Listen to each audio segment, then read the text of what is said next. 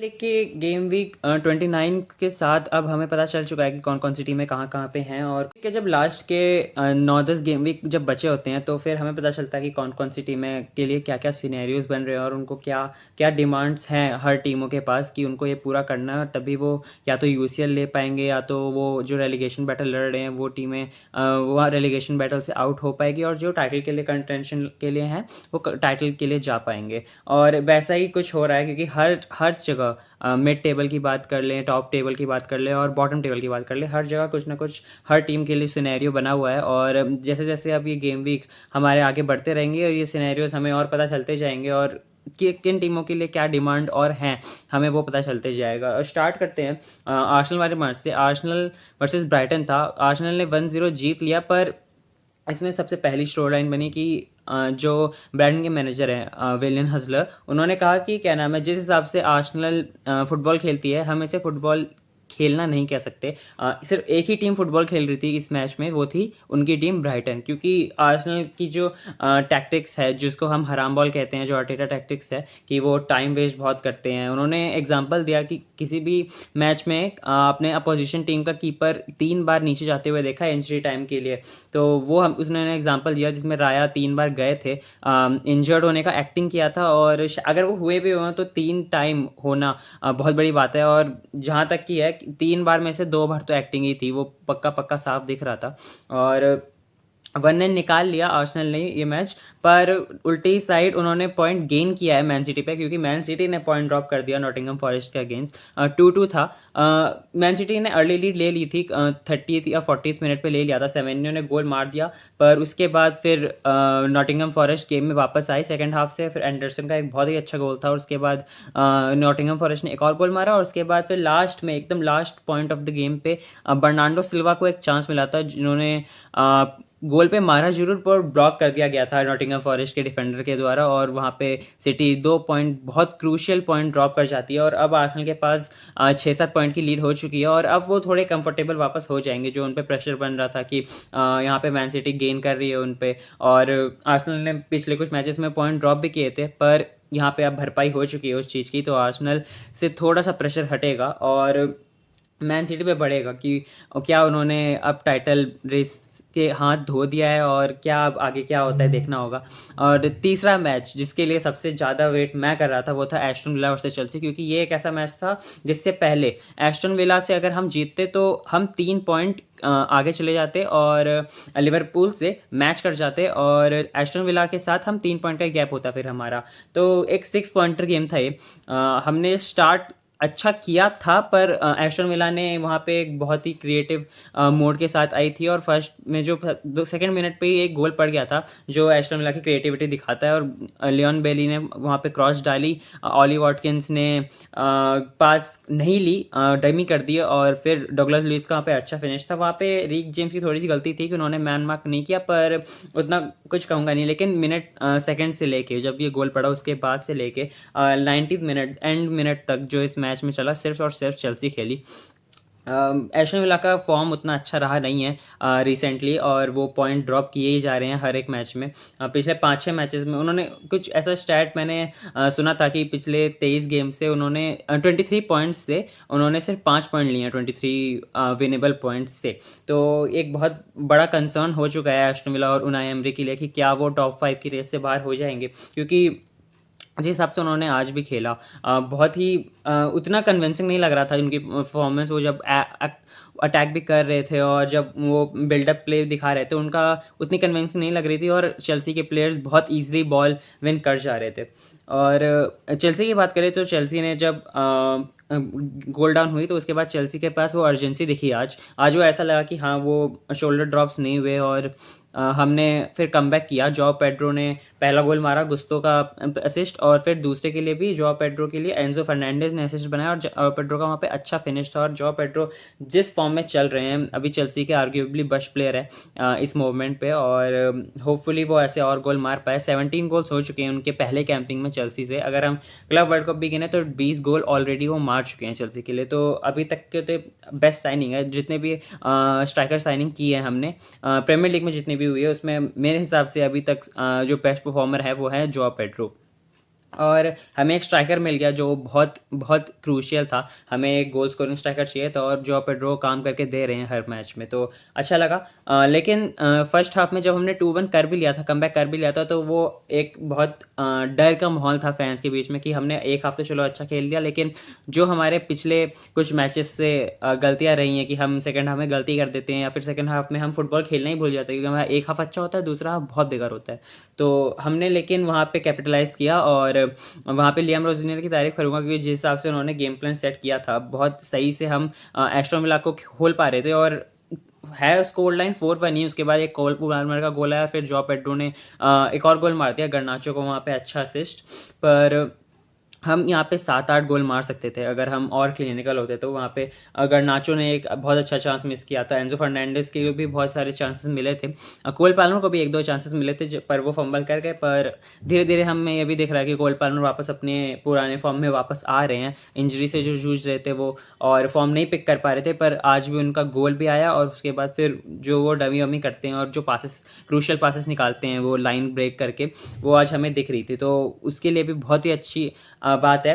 और चेल्सी के लिए अब हमें देखना होगा, क्योंकि हमने आर्सेनल से अब जब हम हार के चुके थे, हम ये मस्ट विन गेम हो चुका था एस्टन विला वाला, हम यहाँ पे जीत गए। पर हमारे आगे के भी जितने मैचेस हैं अभी तक, अब प्रीमियर लीग में जितना भी कैंपिंग बचा है, सारे ही मुश्किल मैचेस हैं। तो हम जितना जितना चाहे उतना पॉइंट्स हमें गेन करना पड़ेगा, क्योंकि लिवरपूल पीछे है और लिवरपूल ने पॉइंट ड्रॉप कर दिया है हमारे पास। इसीलिए एक बहुत अच्छा चांस था कि हम ऐसा नहीं करते हैं जब कोई और पॉइंट ड्रॉप करता है जो हमारे कंपटीशन में होता है, वो अगर पॉइंट ड्रॉप करता है, तो रिसेंटली क्या हुआ है कि चेल्सी उस पर कैपिटलाइज नहीं कर पाती और हम भी पॉइंट ड्रॉप कर देते, पर आज ऐसा नहीं हुआ।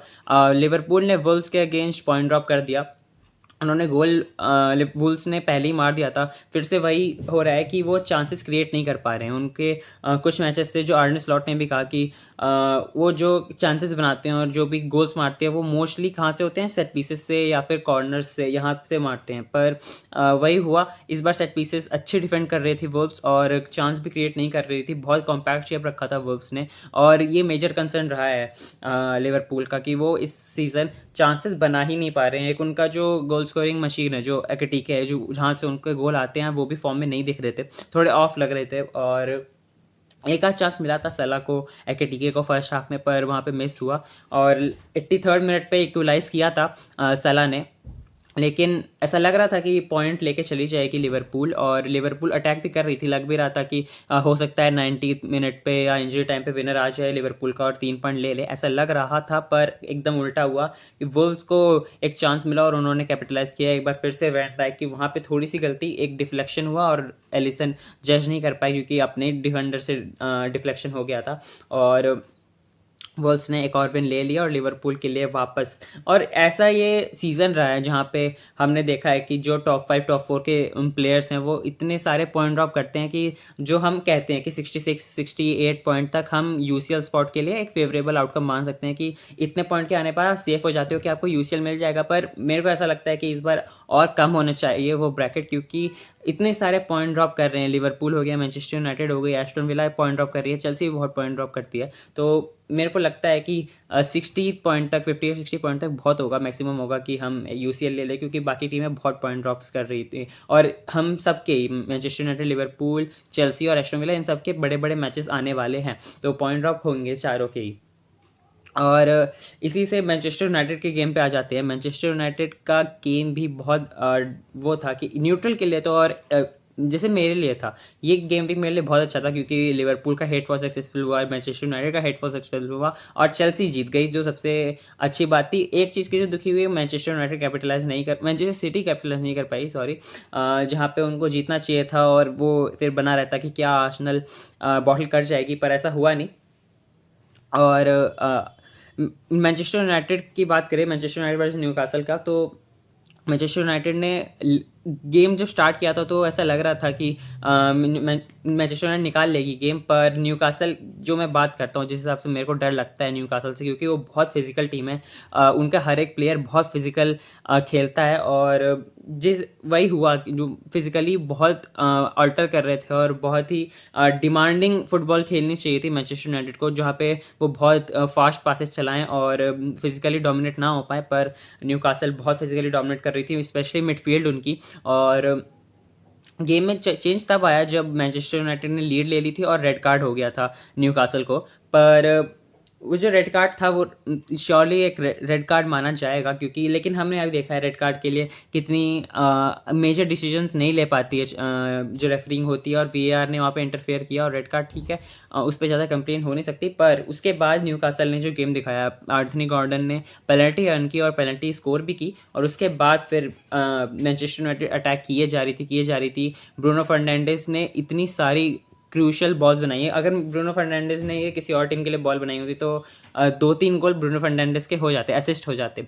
लेकिन वहाँ पे पुअर फिनिशिंग थी और फाइनल थर्ड में डिसीजन मेकिंग अच्छी नहीं हो रही थी। एक ब्रूनो फर्नांडिस ही जो कर रहे थे, आउटकम निकाल रहे थे, क्रिएटिविटी दिखा रहे थे, लेकिन वहाँ पे गोल स्कोर नहीं कर पाए। और फिर जोसेलू को लाया जाता है, हुसेला है उसका नाम, क्या नाम है मैं भूल गया, लेकिन ऐसे ही कुछ नाम है। और उसके बाद वो आते हैं, मैंने उनको ज़्यादा खेलते हुए देखा नहीं, पहली बार इस मैच में देखा। पर वो आए, उन्होंने 1-2 रन्स पहले बनाए थे, कुछ पासेस निकाली थी, उसके बाद वो बॉल विन करते हैं। मैनचेस्टर यूनाइटेड अटैक कर रही थी, बॉल विन करते हैं न्यूकासल के लिए, फिर रन बनाते हैं, उनको बॉल फीड करते हैं सैंड्रो टोनाली, और फिर उनका बहुत ही बैंगर ऑफ अ गोल उन्होंने मार दिया और मैनचेस्टर यूनाइटेड से वो 10 मैन हो के न्यूकासल को जीत दिला दी। और ये बहुत बड़ी विन है न्यूकासल के लिए, क्योंकि उनका भी प्रीमियर लीग का जो कैंपिंग चल रहा है अभी तक बहुत उतना कोई खास चल नहीं रहा है। एडी हाउ के लिए ये कैंपिंग थोड़ा सा डिसअपॉइंटिंग रहा है, और उनके मैनेजर पे भी डाउट्स पड़ रहे थे, पर फाइनली उनके लिए एक विन आई, और वो भी बड़ी टीम के अगेंस्ट, मैनचेस्टर यूनाइटेड के अगेंस्ट। और अब उनका भी जो सफ़र होगा कि क्या वो यूरोप में क्वालिफाई कर सकते हैं, क्योंकि यूरोपा लीग, कॉन्फ्रेंस लीग की प्लेसेस अभी भी 6-7 तक है, तो बहुत टाइट चल रहा है। एवर्टन 2 पॉइंट्स अवे है चेल्सी से नहीं, लिवरपूल से, तो वो बहुत टाइट हो जाता है कि सारे यूरोपियन स्पॉट्स के लिए जो फाइट चल रही है वो बहुत टाइट है, और देखना होगा आगे क्या होता है। एक लास्ट गेम जो आज हुआ, आज रात में था, मतलब एक 30 से था, वो था टॉटनम वर्सेस क्रिस्टल पैलेस। और इस गेम ने एक चीज़ साफ कर दी है कि टॉटनम रेलीगेशन बैटल में है। अभी तक सिर्फ मजाक मजाक में सब बोल रहे थे, पर अब सीरियसली लेना पड़ेगा कि टॉटनम रेलीगेशन बैटल में लग रही है, क्योंकि आज गोल मारा आर्शेगे ने, एक बहुत अच्छा चांस बनाया और डोमिनिक सोलंके का अच्छा फिनिश था, पर उसके बाद फिर वेंडेवन ने वो कार्ड ले लिया। और जैसा देख के लग रहा है कि टॉटनम के जो प्लेयर्स हैं उन्होंने गिव अप कर चुके हैं वो ऑलमोस्ट इस सीज़न के लिए।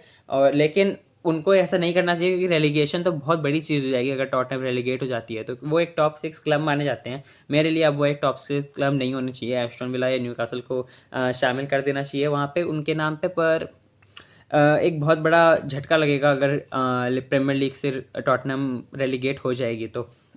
और 3-1 क्रिस्टल पैलेस ने हरा दिया। जैसे ही वो रेड कार्ड मिला उसके बाद सिर्फ क्रिस्टल पैलेस ही अटैक कर रही थी, और फिर 2 गोल इसमें सार के और एक स्लैन लासन का। और एक और गेम जो है वो टॉटनम हार चुकी है। उनके 29 मैचेस हो चुके हैं अभी तक प्रीमियर लीग में सारी टीमों के, और टॉटनम के पॉइंट कितने हैं, 29, और वो सिर्फ 1 पॉइंट अवे हैं रेलीगेशन जोन के नीचे आने के लिए।